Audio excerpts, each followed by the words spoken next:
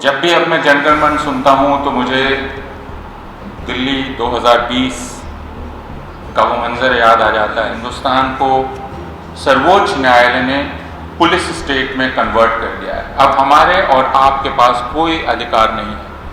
ہمیں آپ کو کبھی بھی گرفتار کیا جا سکتا ہے، ہمارے آپ کے گھر کبھی بھی پولیس گھس سکتی ہے، انفورسمنٹ ڈائریکٹوریٹ کے لوگ گھس سکتے ہیں، ان کو کچھ بھی بتانے کی ضرورت نہیں ہے۔ ترنگے کے قریب کھڑا ہوں۔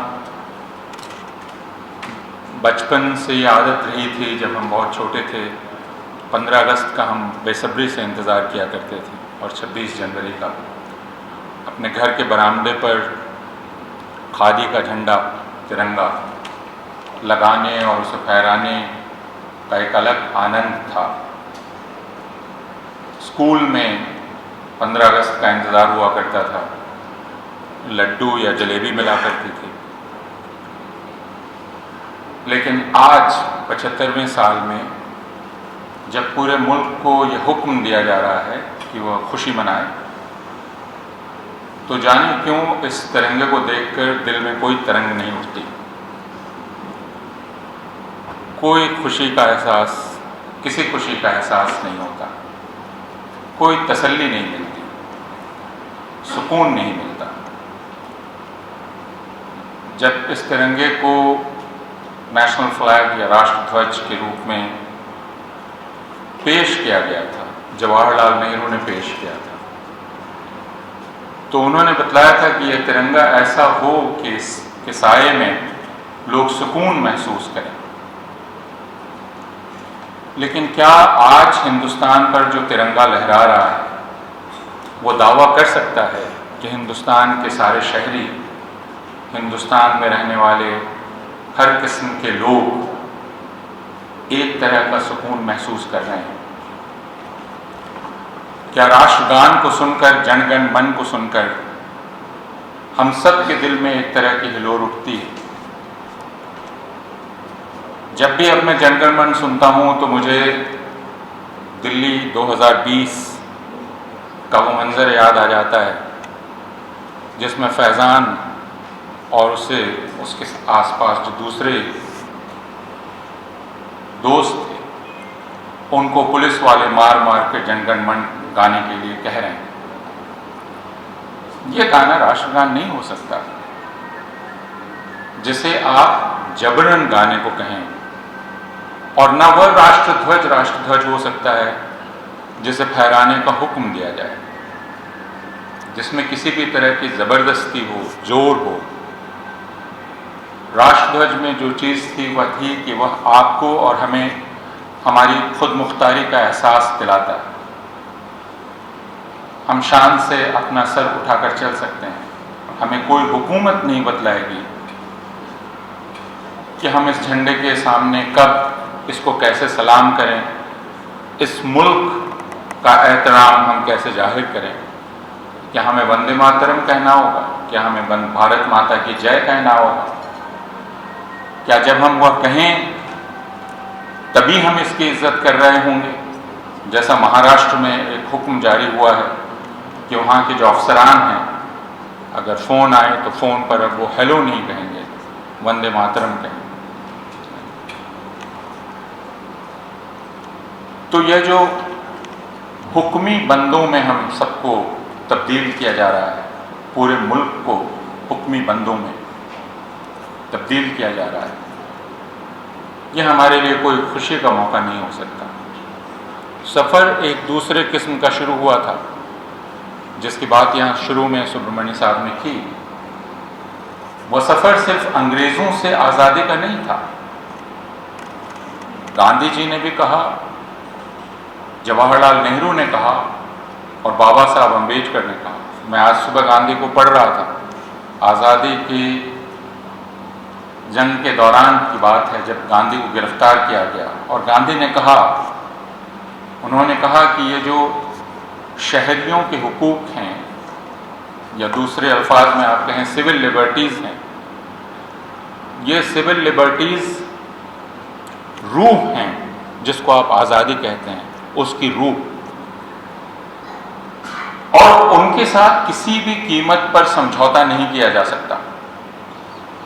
تو 15 اگست 1947 کو انگریز گئے، 1950 کو آپ نے ایک دستور اپنایا، دستور یا سمویدھان آپ نے اپنایا۔ اس سمویدھان نے کہا کہ ہندوستان کا ہر شہری خود مختار ہے، اس پر کسی کا وہ کسی کی ملکیت نہیں ہے، نہ تو راجیہ کی نہ راشٹر کی۔ یعنی ہم اور آپ تمام لوگ جو یہاں بیٹھے ہوئے ہیں، اس راشٹر نے ہمیں نہیں بنایا ہے، ہم اس راشٹر کی پیدائش نہیں ہے، نہ اس راجیہ کی پیدائش ہے۔ یہ راشٹر اور راجیہ ہم نے بنایا ہے، ہم سب لوگ۔ اور اس لیے پہلا حق جو ناگرک ادھیکار ہیں وہ پہلی پائیدان پر ہے، اور ان کی حفاظت ہم کیسے کرتے ہیں اس سے طے ہوگا کہ ہماری آزادی کی حفاظت کیسے ہوتی ہے۔ امبیڈکر صاحب نے کہا کہ اب تو سفر شروع ہوتا ہے، اور آگے یہ کیسا چلتا ہے سفر، یہ اس سے طے ہوگا کہ ہم نے کیا بھومکا نبھائی، ہم نے اور آپ نے کیا بھومکا نبھائی۔ تو آج ہم جس مقام پہ کھڑے ہیں اس میں یہ کہا جا سکتا ہے کہ اگر آپ حال کے ہندوستان کی سب سے بڑی عدالت، سب سے اونچی عدالت کے فیصلے کو یاد کریں، آپ میں سے کچھ لوگوں نے PMLA کا فیصلہ پڑھا ہوگا، prevention of money laundering act کا۔ اس فیصلے کو اگر آپ پڑھ لیں تو ایک طرح سے ہندوستان کو سرووچ نیایالے نے پولیس اسٹیٹ میں کنورٹ کر دیا ہے۔ اب ہمارے اور آپ کے پاس کوئی ادھیکار نہیں ہے، ہمیں آپ کو کبھی بھی گرفتار کیا جا سکتا ہے، ہمارے آپ کے گھر کبھی بھی پولیس گھس سکتی ہے، انفورسمنٹ ڈائریکٹوریٹ کے لوگ گھس سکتے ہیں، ان کو کچھ بھی بتانے کی ضرورت نہیں ہے، اور ہم جیل میں رہ سکتے ہیں۔ یہی چیز ان لافل ایکٹیویٹیز پریونشن ایکٹ کے ساتھ ہوئی ہے، جس کے تحت عمر خالد سیفی، گلفشاں، میران حیدر، شرجیل امام، یہ تمام لوگ، اور دوسری طرف گوتم نولکھا، آنند تلتمڑے، یہ تمام لوگ گرفتار ہیں ان لافل ایکٹیویٹیز پریونشن ایکٹ۔ تو اگر آپ UAPA کو لے لیں اور PMLA کو لے لیں، اور اس میں جو سرووچ نیایالے نے رخ اپنایا ہے اسے دیکھ لیں، تو اس کا مطلب ہے ہمارا اور آپ کا اب کوئی ادھیکار نہیں رہ گیا۔ تو اگر 75 سال بعد ہم اس مقام پر پہنچے ہیں جس میں ہم نے سمویدھان میں اپنے لیے کچھ ادھیکار طے کیے تھے، وہ ادھیکار ہم سے لے لیے گئے، اس کے بعد ہم کس یوم آزادی کی مبارکباد ایک دوسرے کو دے رہے ہیں؟ کیا اپنی آزادی کھو جانے، اپنی آزادیاں کھو دینے کی، کیا ہم اس کی خوشی منائیں؟ یہ ایک سوال ہے۔ اور دوسرا سوال وہ ہے جو اس جمہوریت کی اور ہندوستان کی جمہوریت کی پھر جان ہے، جو اس کا بہرنگی پن ہے۔ ابھی سبرمنی صاحب بول رہے تھے، وہ ہندی بول رہے تھے یا اردو بول رہے تھے، جو بھی بول رہے تھے، آپ نے دیکھا ہوگا کہ وہ کوشش کر رہے تھے، اور میں یہ سوچ رہا تھا، بیچ میں الیاس صاحب نے مجھ سے کہا کہ تمل ناڈو میں ہیں، میں نے کہا میں جانتا ہوں، لیکن میں اس کوشش کو دیکھ رہا تھا، اور میں یہ سوچ رہا تھا کہ کیا کوئی اس طرف کا رہنے والا، کیا کوئی اپوروانند تمل ناڈو میں جا کر یہ کوشش کر سکتا ہے تمل بولنے کی؟ یہ کوشش بہت اہم ہے، یہ کوشش رشتہ بنانے کی کوشش ہے، ایک تمل زبان میں بات کرنے والے کی ہندوستانی میں، ہندی یا اردو میں آپ سے رشتہ قائم کرنے کی کوشش۔ اور اس سمے جب آپ بیٹھے رہتے ہیں یہاں تو آپ کیا سوچتے ہیں کہ صرف ان کا ذمہ ہے آپ سے بات کرنے کا، اور اس لیے ان کو آپ کی زبان سیکھنی چاہیے؟ جو اکثر ہم بہار، اتر پردیش، مدھیہ پردیش میں رہنے والے کہا کرتے ہیں، ہم کون ہیں صاحب؟ آپ نے دو لفظ سنے ہوں گے، مین اسٹریم ایک سنا ہوگا، ایک لفظ آپ نے مکھیہ دھارا، اور دوسرا آپ نے گوڑ دھارا ایک شبد سنا ہوگا۔ تو ہم اکثر یہ کہتے ہیں کہ ہندوستان کی ان دھاراؤں کو، یعنی دکشن میں رہنے والے لوگ، سکم یا منی پور یا ناگالینڈ، ان علاقوں میں رہنے والے لوگوں کو مین اسٹریم میں شامل ہونا چاہیے۔ یہ مین اسٹریم کیا ہے؟ یہ مین اسٹریم دراصل ان کی مین اسٹریم ہے، ان کی دھارا ہے جو ہندی میں بات کرتے ہیں اور جو ان علاقوں میں رہتے ہیں، یعنی بہار، اتر پردیش، مدھیہ پردیش، راجستھان وغیرہ۔ اور وہ یہ سوچتے ہیں کہ پورے ملک کو ان کی زبان سیکھنی چاہیے، پورے ملک کو ان کا طور طریقہ سیکھنا چاہیے، اس میں ڈھل جانا چاہیے، تب وہ مین اسٹریم ہو جائے گا، تب وہ ہندوستان ہو جائے گا۔ تو اگر تمل ناڈو کو ہندوستان ہونا ہے تو اسے ہندی سیکھنا چاہیے، اگر ناگالینڈ کو ہندوستان ہونا ہے تو اسے ہندی سیکھنی چاہیے، اگر منی پور کو ہندوستان ہونا ہے، کیرل کو ہندوستان ہونا ہے تو اسے ہندی سیکھنی چاہیے۔ یہ ہمارا خیال ہے، لیکن یہ جب آزادی کی مہم چل رہی تھی یا جو سمویدھان ہم نے بنایا اس میں یہ خیال نہیں تھا۔ اس لیے ہندوستان کا جو دستور ہے یا سمویدھان ہے اس میں ہندوستان کی کوئی ایک راشٹر بھاشا نہیں ہے۔ یہ نہیں کہا گیا ہے کہ ہندوستان کی ایک نیشنل لینگویج ہوگی، یہ نہیں کہا گیا ہے کہ ہندی ہندوستان کی نیشنل لینگویج ہوگی۔ ہندوستان کی ساری زبانیں ہندوستان کی نیشنل لینگویج ہیں، ان کا برابری کا درجہ ہے۔ اور یہی چیز یعنی جسے آپ بہورنگی پن کہتے ہیں، یہ بہورنگی پن صرف زبان میں نہیں ہے، یہ ہمارے رہنے سہنے کے طور طریقے میں، ہمارے ادب اور آداب میں، ہم کیسے ایک دوسرے سے ملتے ہیں، کیسے ایک دوسرے سے پیش آتے ہیں، ہم کس طرح اٹھتے بیٹھتے ہیں، یہ سب مختلف ہیں۔ جب میں مختلف کہہ رہا ہوں تو میں یہ نہیں کہہ رہا ہوں کہ ان میں ایک دوسرے سے وروध ہے، لیکن یہ الگ ہیں اور ان کے الگ ہونے میں ہی ان کی طاقت ہے۔ کئی لوگ چاہتے ہیں کہ لوگ اگر یکساں ہو جائیں، ایک جیسے ہو جائیں تو زیادہ اچھا رہے گا۔ اسکولوں میں یونیفارم پہ بہت زور دیا جاتا ہے، یونیفارم پہن کے آئیں تو بھید مٹ جاتا ہے۔ سوال بھید مٹنے کا نہیں ہے، بھید بھاؤ مٹنے کا ہے، یعنی اونچ نیچ کا بھاؤ اور الگاؤ مٹنے کا۔ میں آدتیہ مینن سے کہہ رہا تھا سبھا کے شروع ہونے کے پہلے کہ اب ہندوستان کی بدنصیبی یہ ہے کہ ہندوستان میں الگ الگ قسم کے لوگ مل جل کر بات چیت نہیں کرتے۔ اس بات کو قبول کرنے میں کوئی شرم نہیں محسوس ہونی چاہیے کہ اس ہال میں زیادہ تر لوگ مسلمان ہیں، زیادہ تر کیا 99% مسلمان اور ہندو اب ساتھ بہت کم دکھلائی دیتے ہیں۔ ساتھ مل کر بات چیت کرنے کی روایت یا اس کی جو عادت ہماری تھی وہ دھیرے دھیرے ختم ہوتی جا رہی ہے۔ یہ کسی بھی جمہوریت کے لیے بہت اچھی بات نہیں ہو سکتی۔ ابھی کچھ دن پہلے آپ نے کچھ خبریں پڑھی ہوں گی، میں ان کی طرف آپ کا دھیان کھینچنا چاہتا ہوں۔ ایک خبر آپ نے پڑھی ہوگی کانپور کے ایک اسکول کی۔ کانپور کے اس اسکول میں صبح کی اسمبلی میں، جیسا کہ رواج ہوتا ہے اسکولوں کا، پرارتھنائیں کی جاتی ہیں، عبادت کی جاتی ہے، اور اس اسکول میں ہندو، مسلمان، سکھ، عیسائی ان سب سے جڑی ہوئی پرارتھنا یا عبادت کی جاتی تھی۔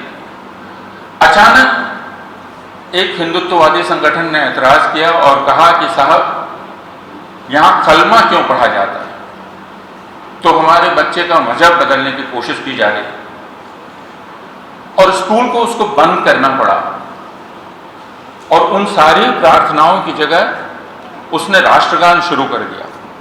اب آپ چاہیں تو کہہ سکتے ہیں یہ بڑی اچھی بات ہے، ہم سب کو راشٹر گان گانا چاہیے، لیکن میرا کہنا ہے کہ جب راشٹر گان کا استعمال اس بہورنگی پن کو ختم کرنے کے لیے کیا جائے تو وہ ہمارے لیے شرم کی بات ہے۔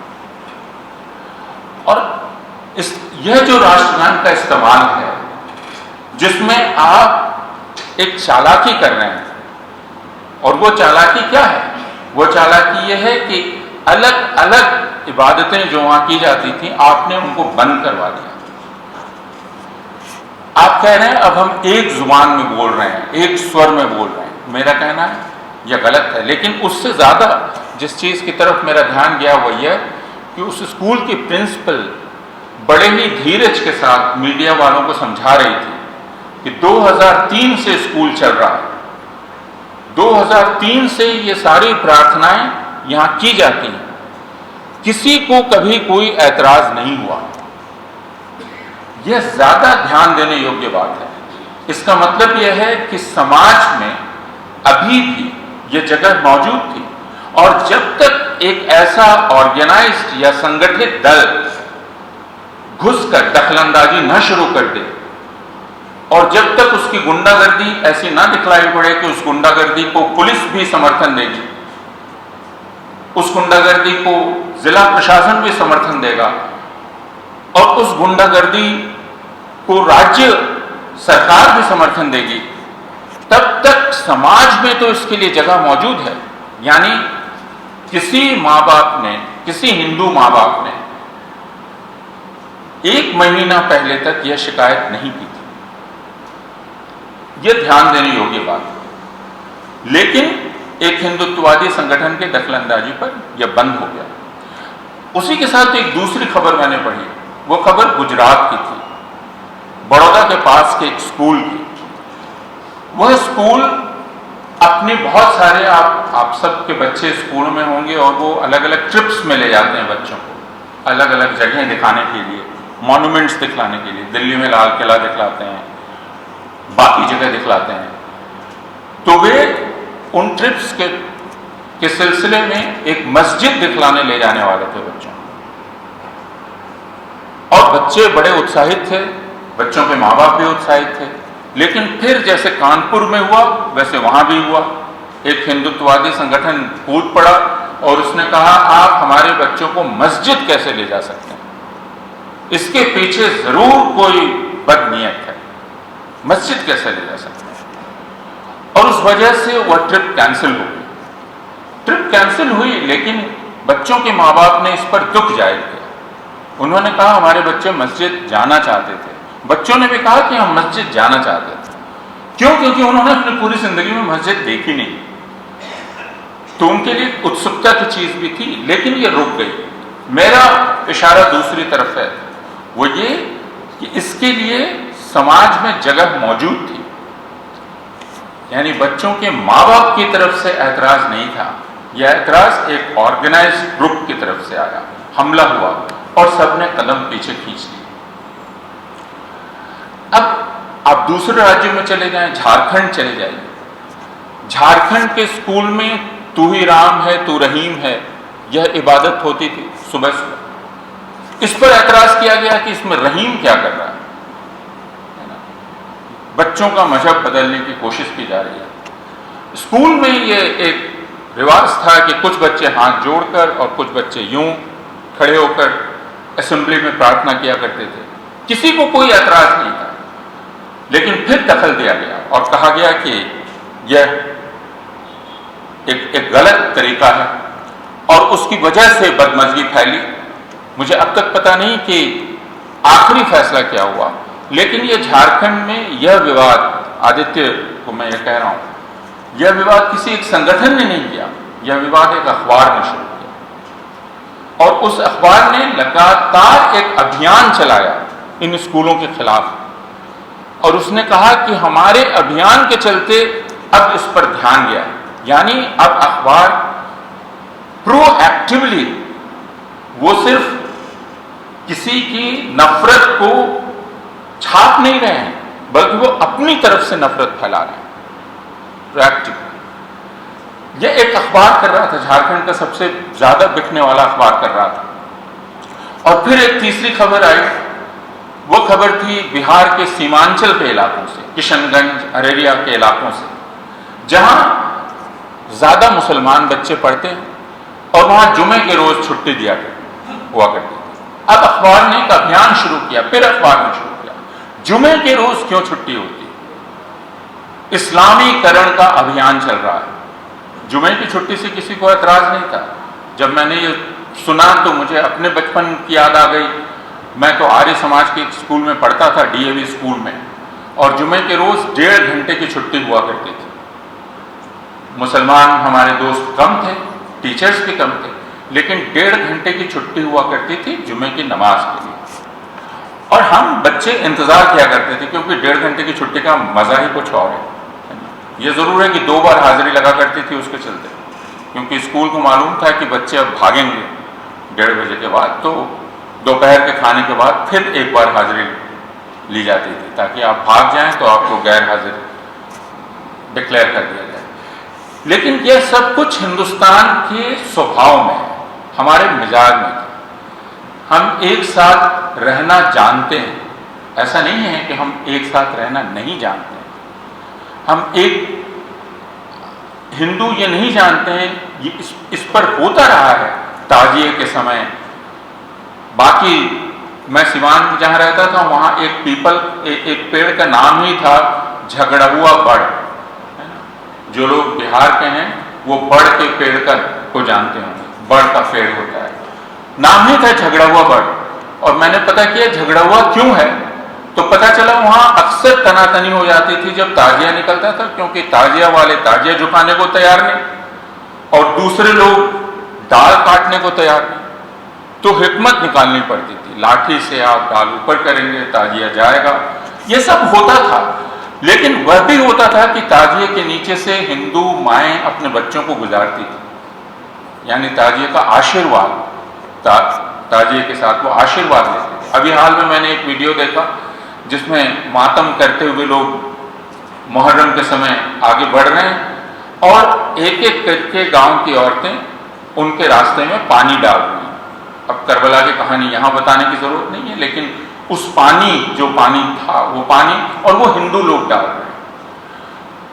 تو میں صرف یہ کہنا چاہتا ہوں کہ اس ملک میں ساتھ رہنے کی عادت رہی ہے، ایک کوشش چل رہی ہے. یہ کوشش پچھلے 90 سال سے چل رہی ہے.